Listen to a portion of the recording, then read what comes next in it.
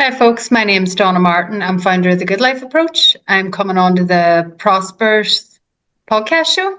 And in this week's episode, you can expect me to talk about self-image, how to manifest, and a bit about my journey and how you can create your own good life through intentional design.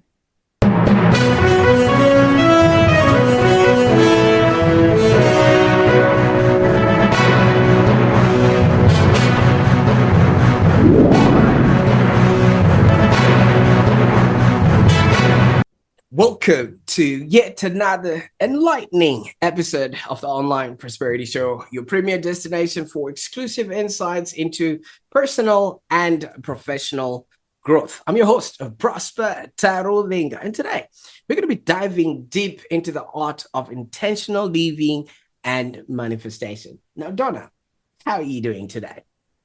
I'm great, Prosper. Thanks for having me on. Absolutely. Or should I have said Dagwich? I was saving that for introduction. Did I get it right? You got there. I knew what you were on about.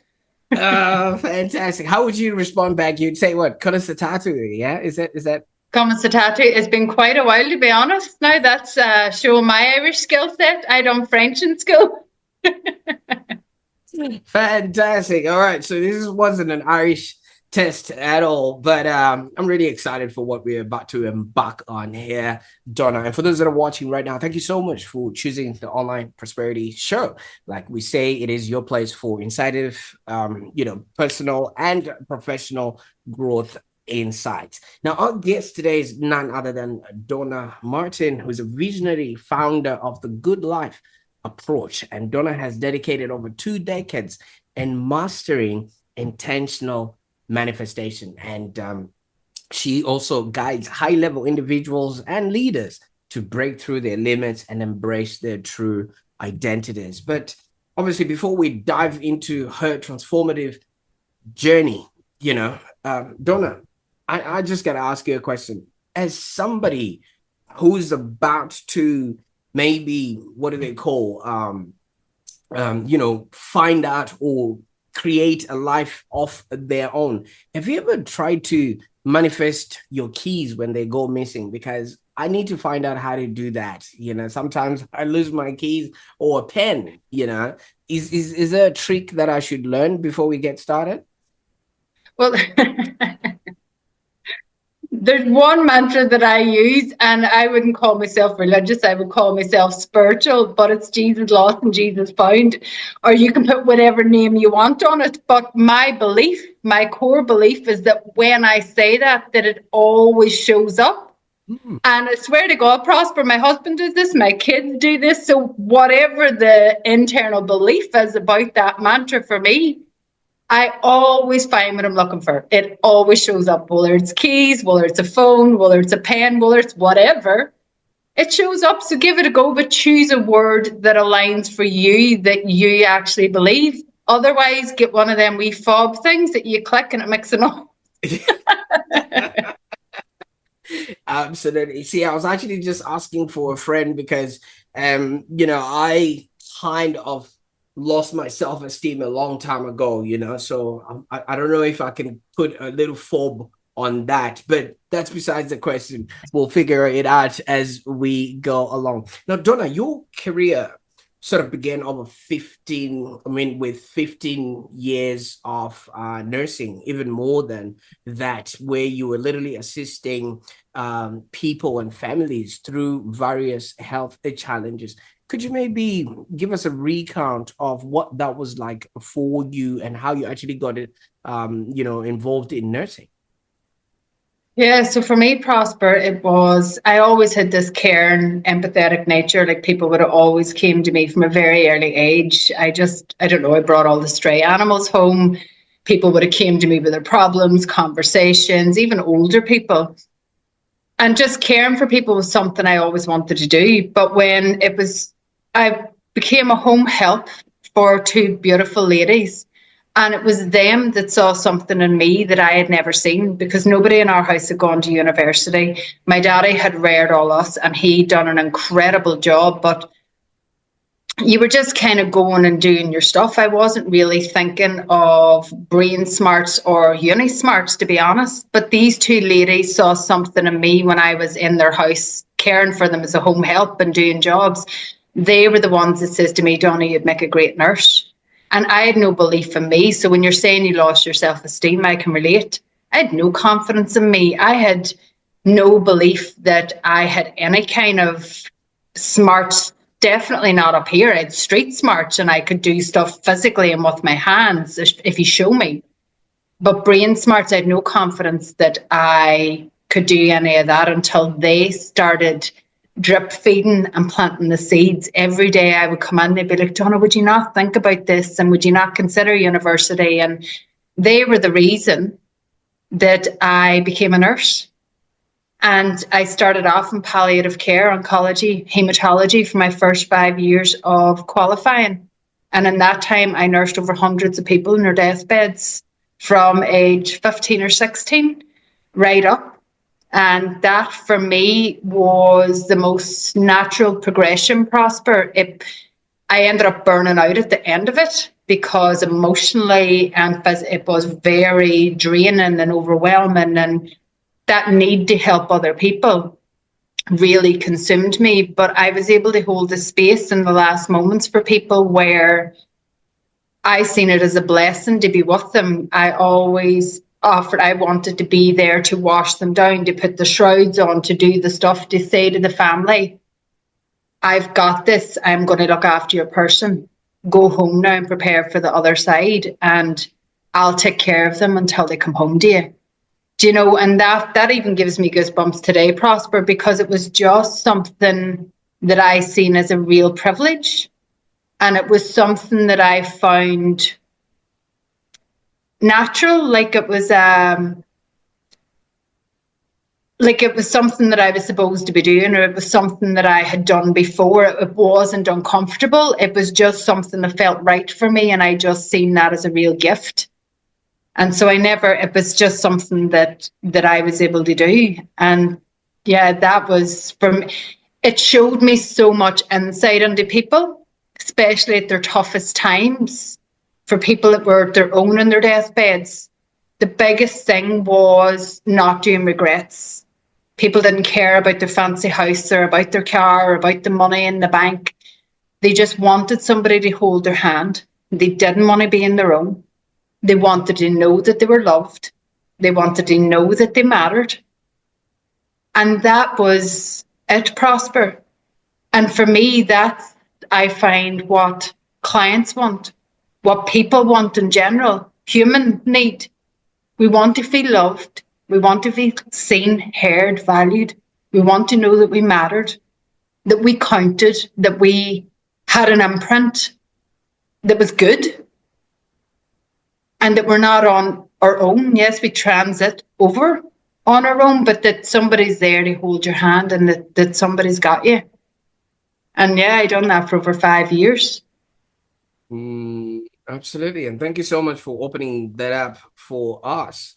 And I was just going to go back a little bit. So you did say, obviously growing up, you didn't think you would, become anything like university level or school or things of that nature.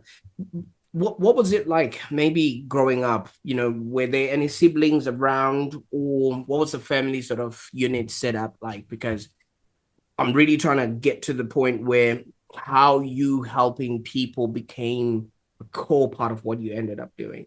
Yeah. So for me, I have 3 brothers and 1 sister. My daddy reared us. My mother walked out on Christmas Eve when I was 4.5. She had her own difficulties and issues. And yeah, so my daddy looked after 5 of us from very young. I had a younger brother. I was 4.5, and then I had 3 older siblings, so all under 10 at that time. So growing up in the 80s in Northern Ireland with a father raising your kids was unheard of.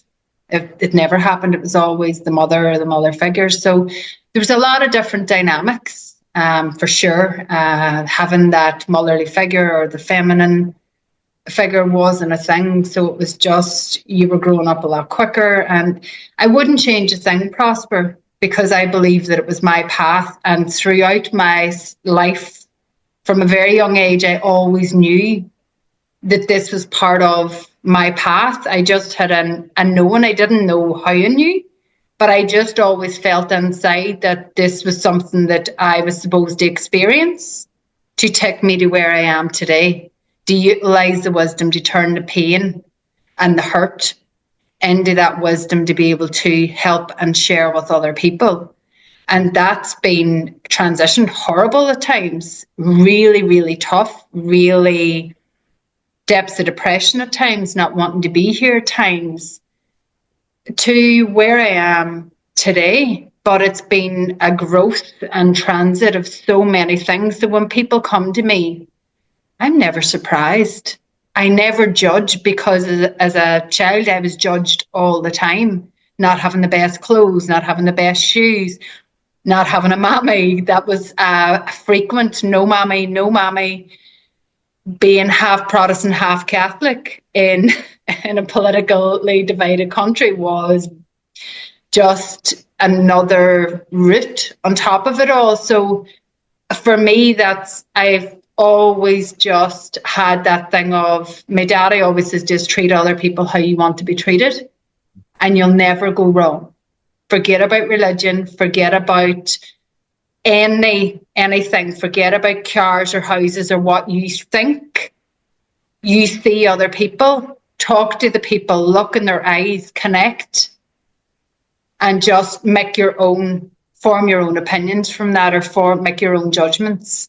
Does that make sense? Absolutely. And I love where this is going, Donna, because this, from where I'm looking at it, kind of paints the picture of why maybe you found it natural for you to be nurturing and looking after all the other people, because you automatically assumed the role of the nurturer within this household, given the circumstances and things of that nature. Would I be wrong in having that assessment so that we can move forward?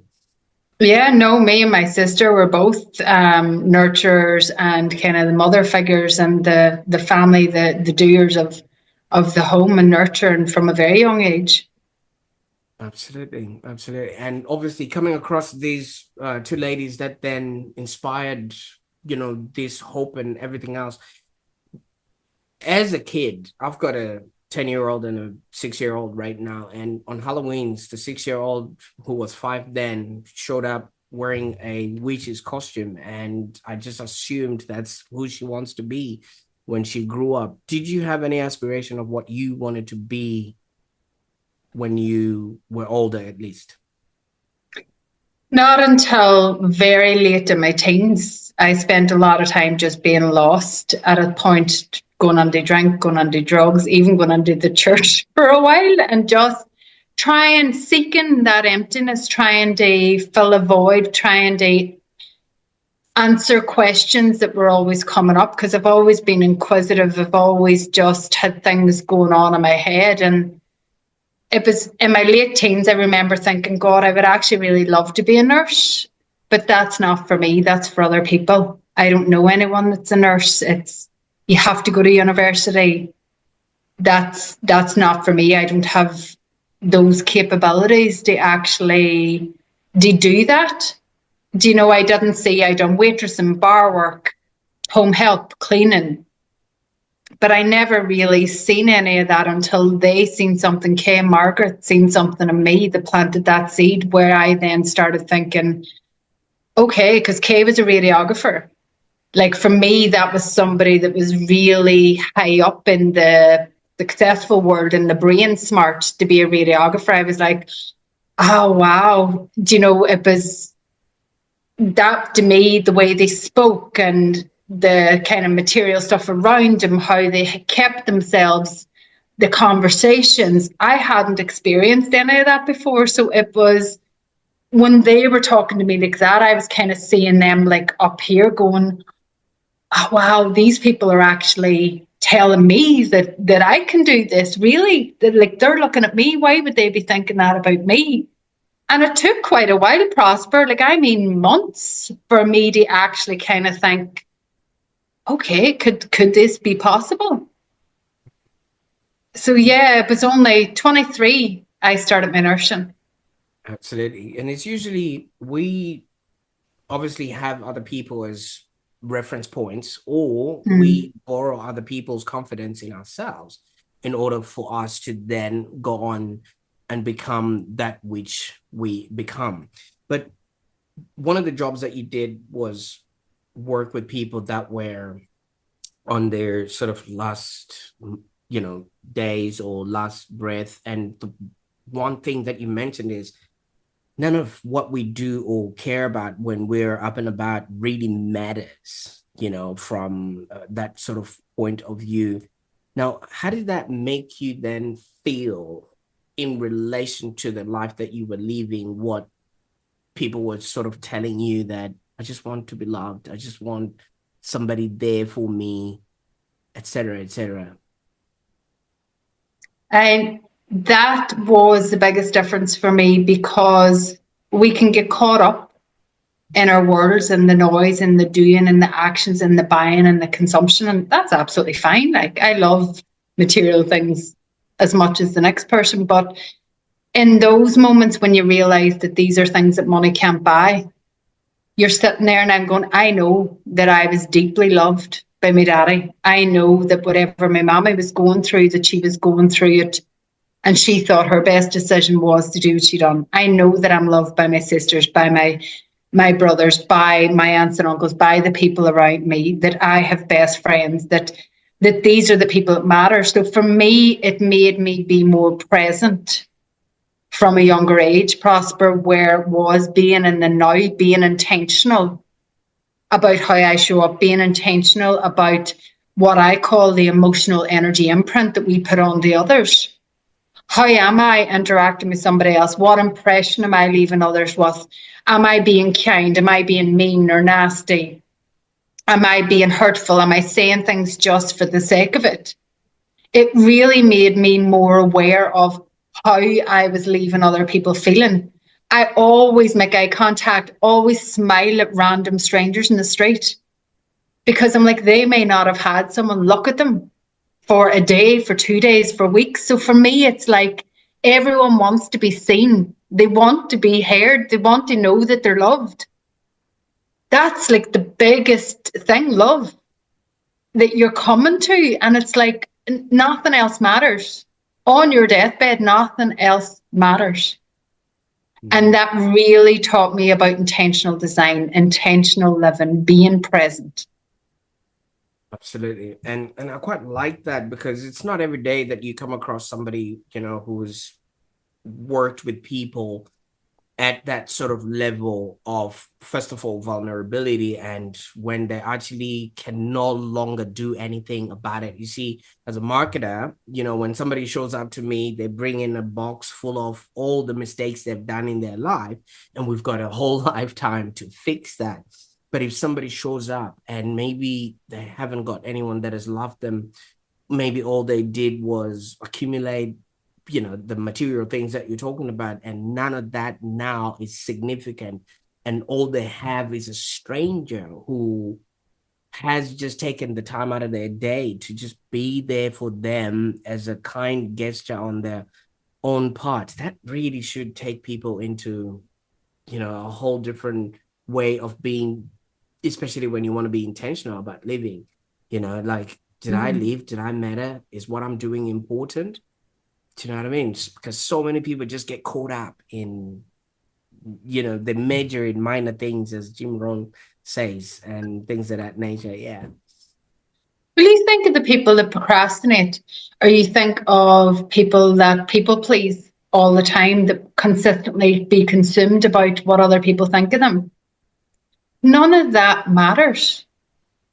Like, in the reality, you're going to cross over on your own. What somebody else thinks of you doesn't matter. It's what you imprint onto other people. So bring the focus back to you. How are you showing up? How are you feeling about you when you do the work on you? The internal work what other people's, you let go of that need to people please, you let go of that need to procrastinate and things. Because the thing is, Prosper, if somebody's on their deathbed in a hospital or they're sent home for their final hours, they know that they have their final hours. But me and you don't know if we're going to die today or tomorrow or just drop like that.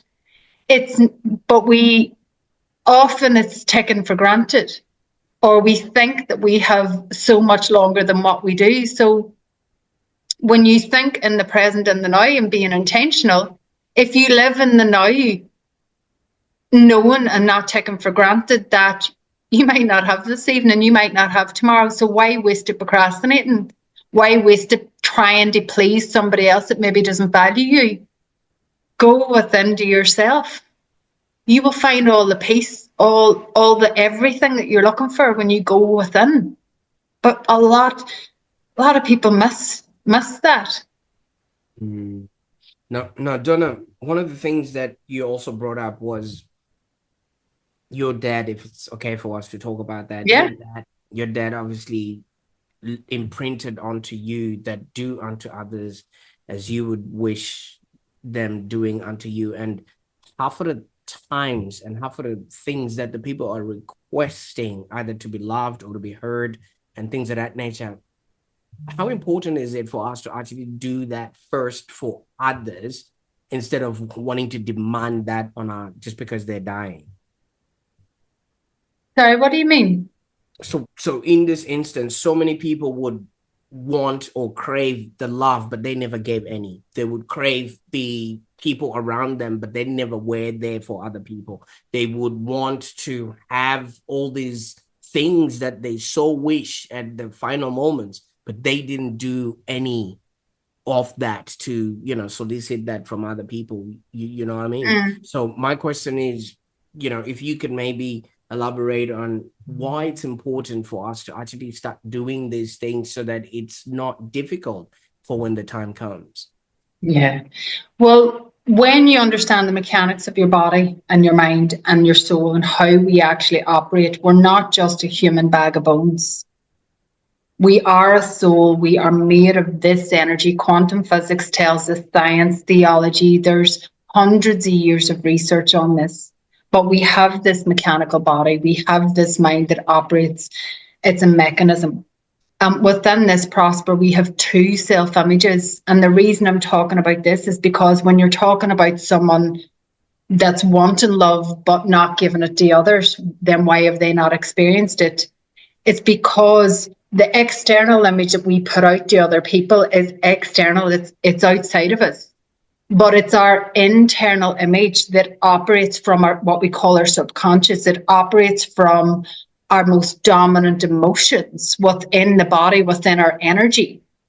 So if we are not able to give other people love, that inner self-image is a reflection. So what we are attracting back to us in our results, whether it's love, whether it's abundance, whether it's connection, it doesn't matter what it is. All of your results in your world exterior, all of your results from how people interact with you, the type of people you attract, the opportunities, everything is a mirror reflection of how you view yourself inside in your internal image. So if you're not giving love to others, how can you expect that back? Because your point of attraction, when you talk about manifesting, just means to make something real. It means that you're connecting on a similar vibration, on a frequency, you're dialing in.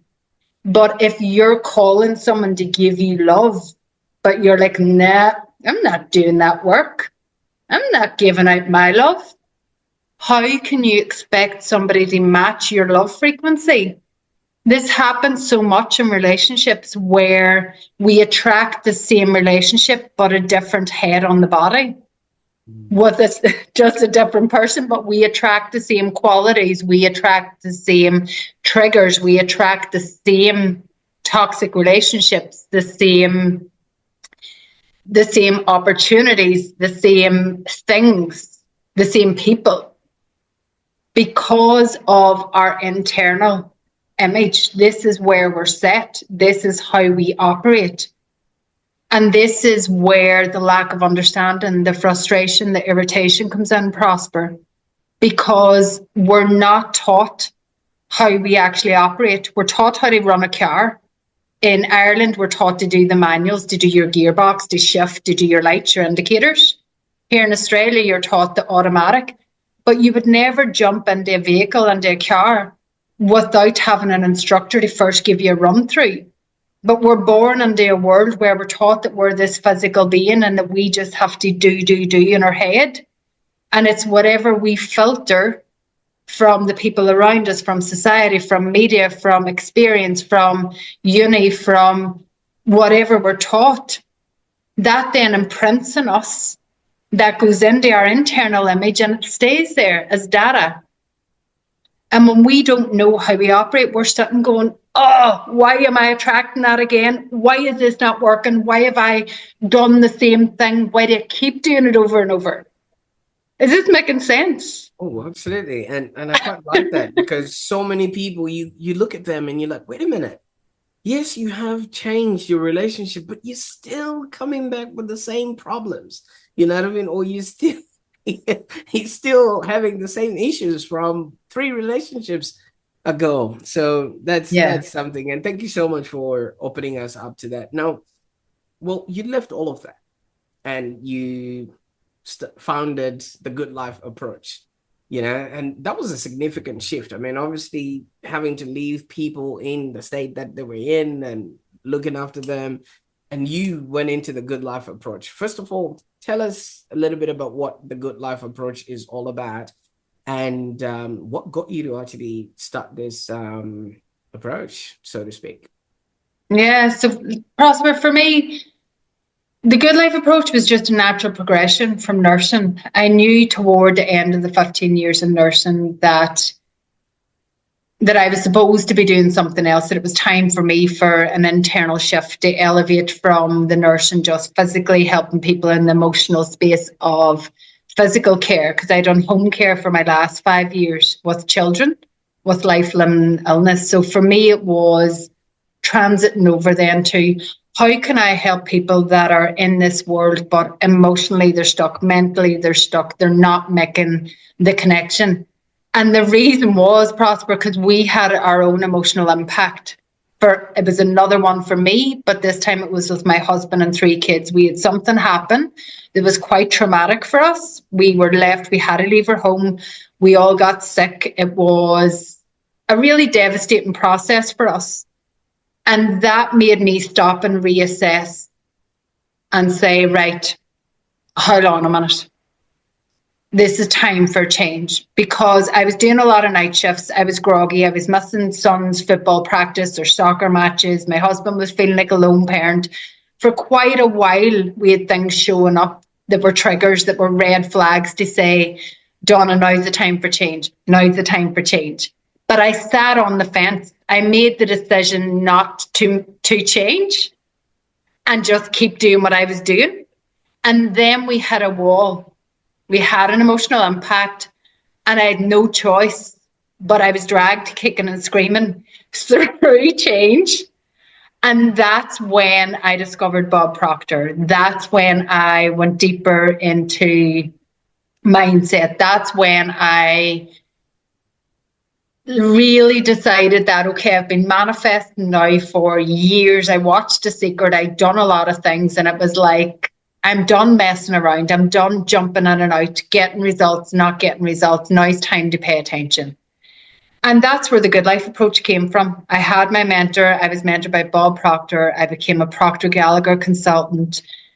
And that was the basis. I done NLP, breakthrough coaching. And it was that kind of transition then, that progression over, which was like, okay, this feels right for me.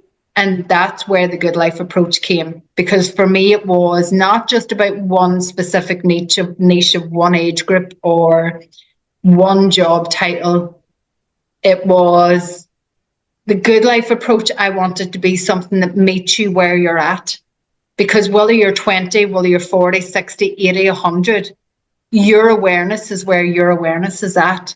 Your understanding of you is where it's at for you. We're all at different stages. This is a journey. There's no end until you cross over, and then it's a whole other story. So for me, I wanted to design a space where people could come to me at different levels of their awareness, different stages for them, and actually have a conversation and say, Donna, this is where I'm at. I have no idea about manifesting, or I have no idea about any of this. Can you give me some information, or can you help me understand this? So that's where the masterclass is now coming from, to help you step into your greatness. It's free. It's this introduction for people that are curious. That's what the podcast is about, unleashing your infinite possibilities. I created it last year, Prosper, because I found that some people just want to listen in the comfort of their own home or their car and just get curious. And because we're energies and we attract other like energies, when you're attracted to me and you're in my radar, it's for a reason, because the universe, energies, whatever you want to call it, is guiding you to just open your ears and listen, to plant that seed for you to ask yourself a question. The how to manifest is about foundations. It's about, I think for me, I created it because I get very frustrated, and I don't know about you. When I was listening to different manifestation things, I was like, but that doesn't make sense. You can't just think about something and write it out 100 times and then hope and wish and fingers crossed, because that doesn't work. I was like, why is this not working? Because I didn't understand that you have to take the right aligned action. You have to take an action and manifestation that is right for you. But I had no clue, Prosper, about what that meant, and I didn't find anybody teaching this. So I was like, well, if no one's teaching this and I understand it, well then, how can I help people? This makes sense. So then you're like, okay, so everything has, the Goodlife Approach has naturally evolved over the past nearly 4 years. The identity shift is now the signature program, because if you're looking to go deeper into the depths of you and actually align your body, mind, and soul and understand those mechanics, and understand that flow, and you're at a space where you're like, I have an idea about manifesting, but I want to go deeper into this, then you go, because you can't just dive straight in, because you get overwhelmed, you get consumed, you procrastinate, you sit on the fence and you shut down. And I've done this. Have you done it? You can only imagine, even if you're trying to learn a new concept in business, Donna, maybe it's a whole new way of marketing. And if you start looking at people that are already doing it at a faster scale, and then you're looking at them, you're like, how do they do that?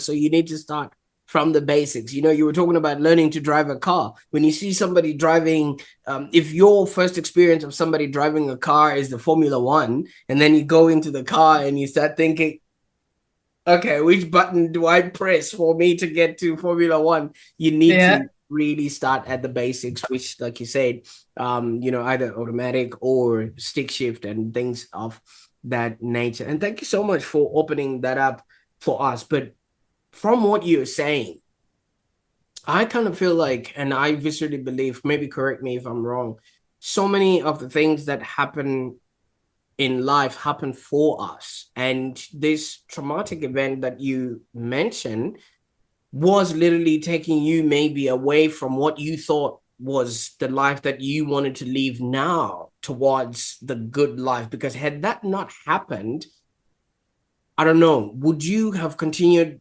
maybe being a nurse and not having noticed that this whole life needed to be lived, that which you had already been maybe manifesting, but without you taking action towards? Yeah. And that's such a powerful point, Prosper, because how many of us, like even the people listening to this, I have done this. So I had 3 big emotional impacts throughout my life. And each one, it brings you to where you are, because I 100,000% believe life is happening for us. It's not happening to us, but it's happening for us to guide us in a direction. And it's about whether or not we choose to pay attention to that. That's the thing. Absolutely. Now, by you now opening yourself up, you've mentioned, mentors like Bob Proctor, and I'm supposing there's others along the way. You'd have read, the what's that, The Secret, the book, and things like that.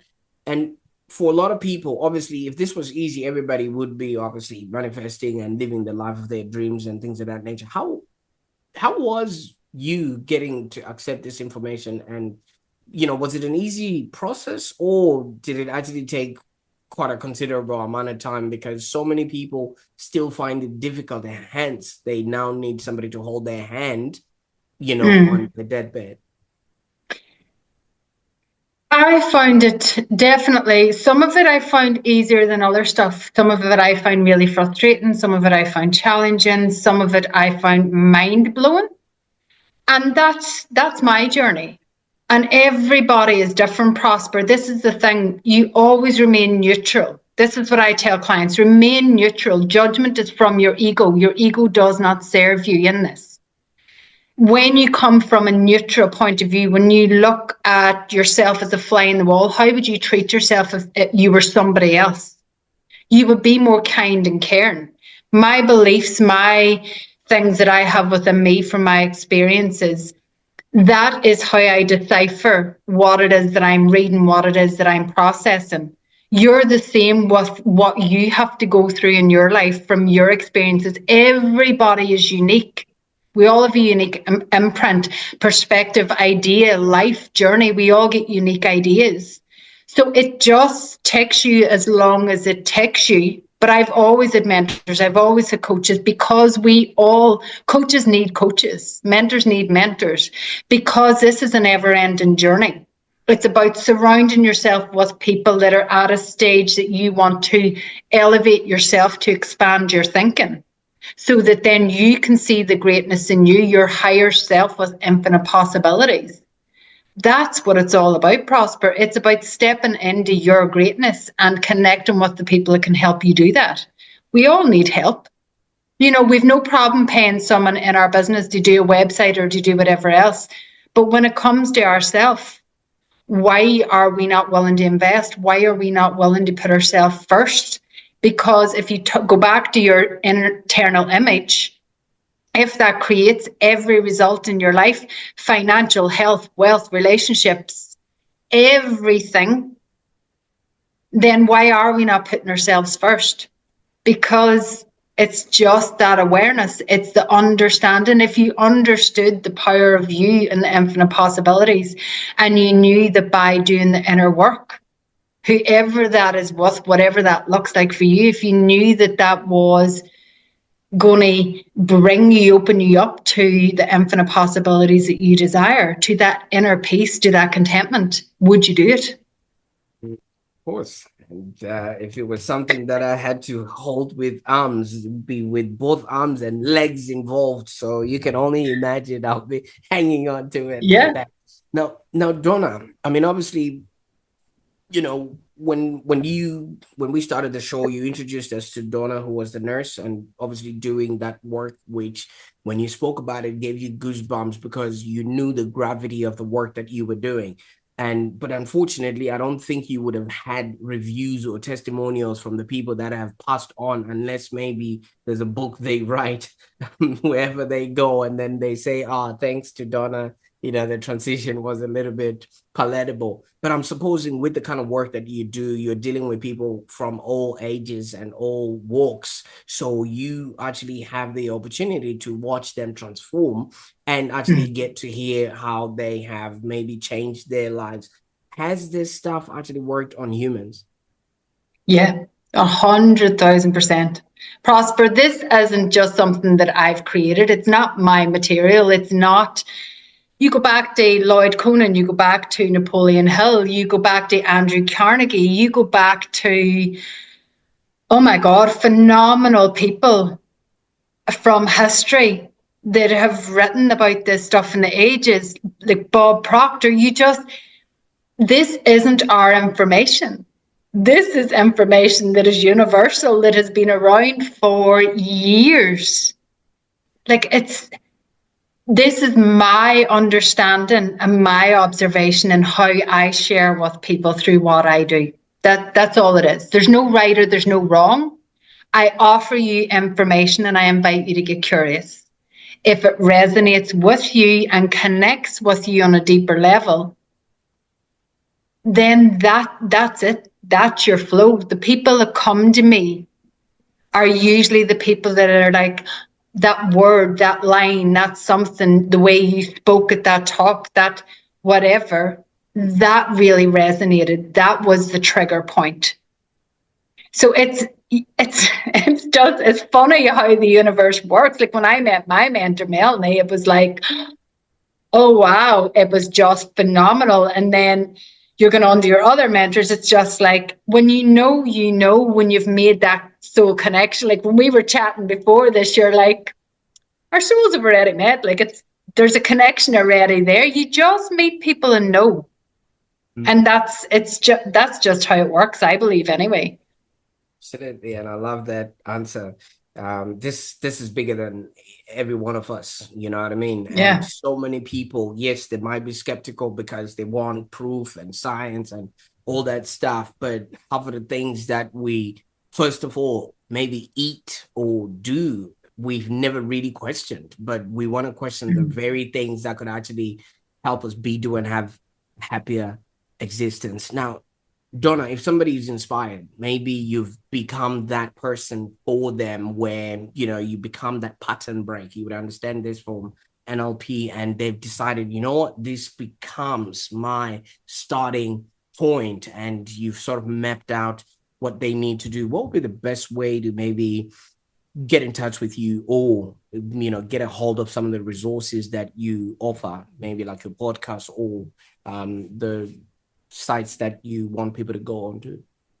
Yeah, so just follow me. You can find me on LinkedIn, Facebook, Instagram. Send me a direct message. Have a conversation, human to human. I like to say, because what is the worst that can happen? Go on to Spotify to Unleashing Your Infinite Possibilities or YouTube and look for my podcast. Let's go and listen and see if what I am sharing resonates. Go and look at some of the post shares, but have a conversation. Like, it's not going to kill you. What have you got to lose? Absolutely nothing. You ask a question and you're like, nah, it's not for me. What's the worst that has happened? You know that I'm not the right fit. Or you ask a question and you're like, oh my God, this makes so much sense. Like, you're not going to know. We don't know what we don't yet know, Prosper. And that's the thing. And we're too afraid to even ask the question. But what happens if you don't? Nothing changes. Like that, because nothing changes until nothing changes Until you nothing change. changes, you know, and it's just one of those things. And if you change the way you look at things, the things that you look at also Change. It's Yeah. just the way it is.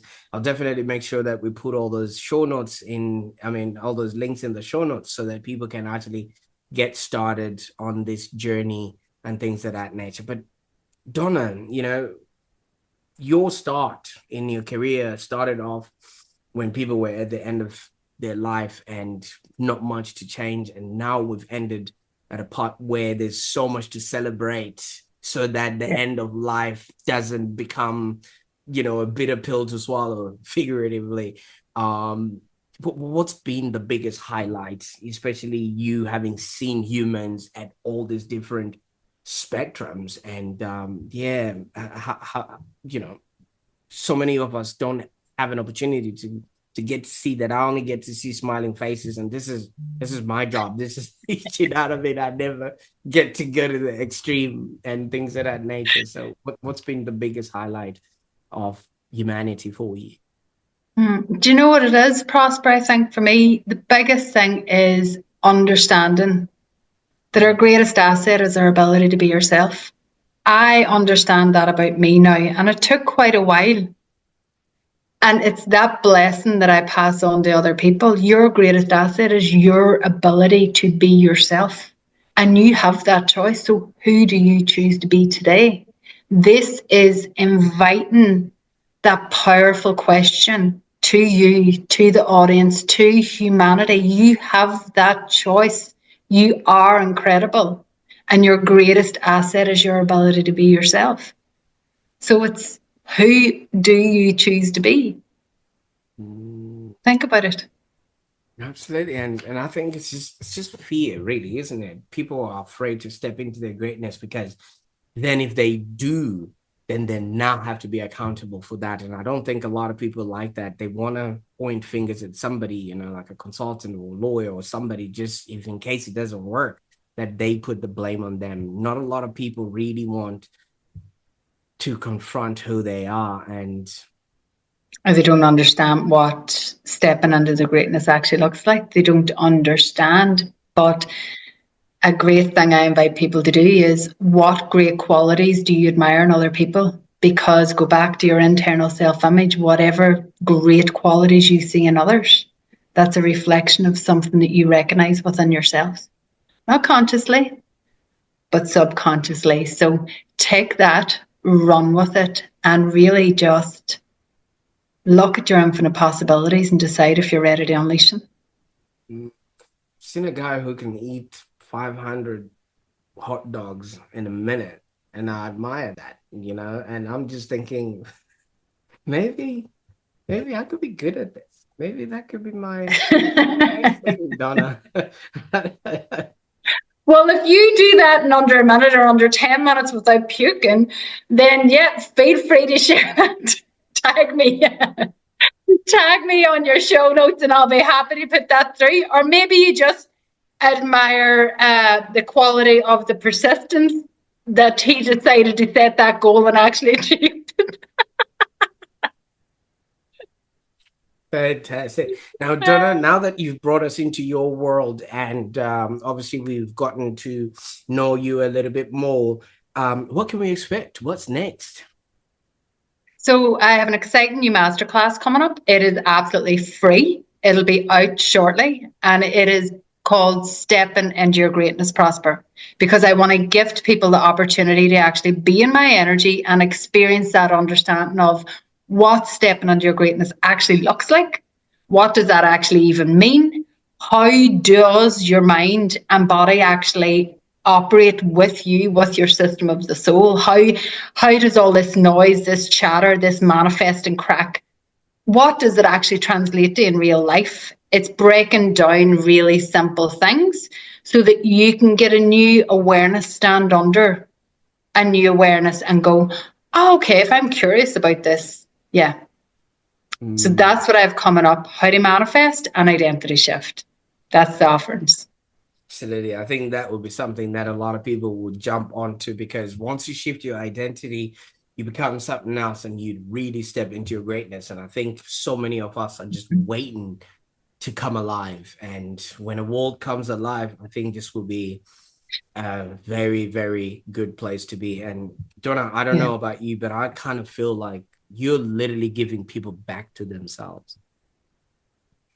That I was gifted that gift from my mentors, and I feel it's part of my role to gift it on to others. Absolutely. And you can imagine if people have now come alive in themselves, the world around us changes. So in a way, and in your own little way, you're literally changing the world. One person at a time. Fantastic. Well, I can't thank you enough for sharing all these profound insights and experiences with us today. I mean, your life story and your experience have so much value for a lot of people. And it's just a matter of looking at what you've done, who you become, and what you are presenting back to them, that they know that they too can be, do, and have a happier existence. So many of us are not living life in our own terms. They're just giving, you know, themselves to whatever systems, processes that no longer serve them. They don't quite know how to come alive. And I think what you're doing matters. So I can't wait to see what people are going to do with the information that we've just shared with them today, Donna. Brilliant, Prosper. Thank you. And thank you for a great conversation. I appreciate it. Absolutely. Now, for those that are listening right now, thank you so much. Obviously, there was a lot to take in, but if you're eager to explore into intentional and, intentional living further, I want you to actually check out the offerings that Donna is making it the Goodlife Approach. And also, maybe if it's a little bit too much for you, just jump onto the website, Unleashing Your Infinite Possibilities. And whether you are walking or doing your garden or just whatever it is that you're doing, especially if you're in your garden, don't wish the weeds away. Take action. And that will actually, ensure that you have a happier existence. So I can't thank you enough, Donna, and obviously the valued listener, that is listening right now. And if today's conversation actually resonated with you, or maybe sparked a new perspective, don't just leave it at that. I actually encourage you to maybe share this episode with somebody, first of all, who might hold you accountable for having come across this information. Or if somebody, as Donna has said, is just going through the same cycles in life, just slide this podcast into their DMs. It could be, a day of realization for them. And if somebody has sent this to you, hey, they love you. Don't forget to subscribe to this show so that you never miss out on insightful conversations like this. Until next time, bye for now.